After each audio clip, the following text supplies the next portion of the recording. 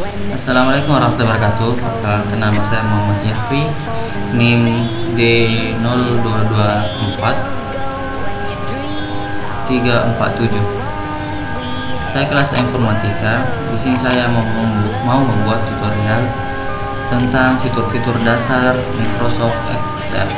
Yang pertama, pada interface. Interface itu yang dimaksud yang muncul ketika kita pertama kali masuk di aplikasi Microsoft Excel-nya. Lalu yang kedua, kita masuk di fitur-fitur dasar Microsoft Excel. Masuk di menu file. Untuk membuat dokumen, kita masuk di menu file, lalu klik new, lalu blank dokumen. Nah, filenya sudah jadi. Yang selanjutnya ada menu bar, sama seperti di Microsoft Word. Excel juga punya menu bar, cuman di sini ada sedikit perbedaan, yaitu di Excel ada yang namanya formula bar. Formula bar ini digunakan ketika kita mau menggunakan rumus dari lembar-lembar kerja kita. Selanjutnya ada sel. Sel ini yang ini kotak-kotak, ini kotak-kotak. Lalu yang dinamakan lembar kerja, semua inilah yang dimaksud lembar kerja atau sheet. Oke. Selanjutnya kita masuk di rumus dan fungsi. Saya sudah membuat contoh dokumen yang saya mau jadikan contoh. Ketika kita di rumus itu, ketika kita mau menggunakan rumus harus diawali tanda simbol sama dengan di semua rumus. Nah, beberapa fungsi yang ada di Excel itu yaitu fungsi matematika, fungsi logika, fungsi statistik, dan lain-lain. Yang saya mau contohkan itu cuma dua saja, yaitu fungsi matematika dan logika.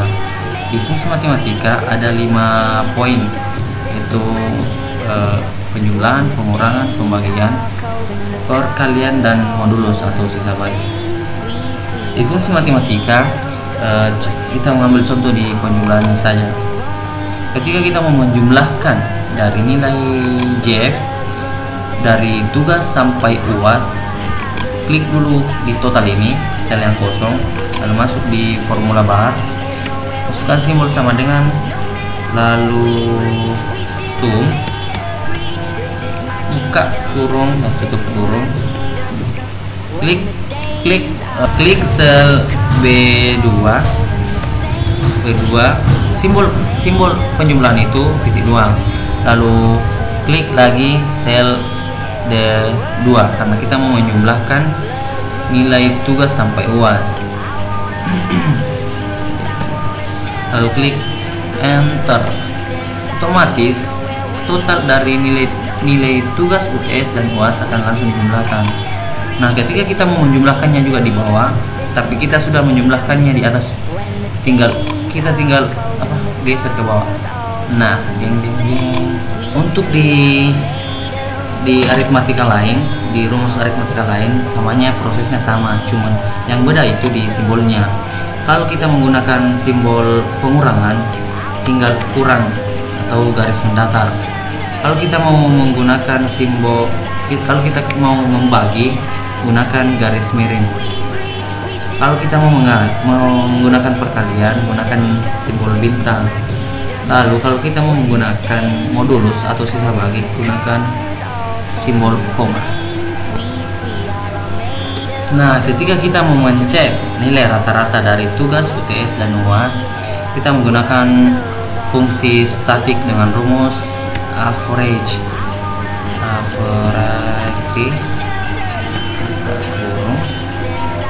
Langsung klik masuk apa yang sel mana yang mau kita cek, dari sel mana ke sel mana.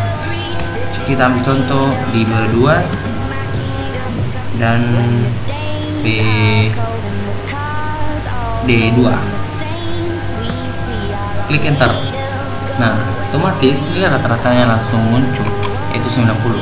Nah, ketika kita mau mencek nilai rata-rata dari si cell juga, kita bisa langsung drag ke bawah. Nah, otomatis akan muncul. Nah, selanjutnya kita masuk di fungsi logika.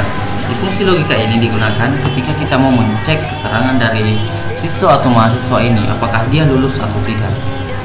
Nah, cara pengoperasiannya itu kita langsung masuk saja di menu bar formulas kalau malas ngetik rumus, lalu klik if, lalu masukkan di sel mana yang mau kita cek keterangannya. Nah, yang kita mau cek di sini adalah nilai rata-rata dari Mas Riz ini. Di sel F2 apakah dia lebih besar sama dengan 75, karena nilai rata-rata yang dianggap lulus itu 75 ke atas. Nah, jika nilainya lebih besar daripada 75, maka dia dianggap lulus. Jika tidak, dia dianggap tidak lulus. Nah, lalu klik OK. Nah, ini kan lulus nih.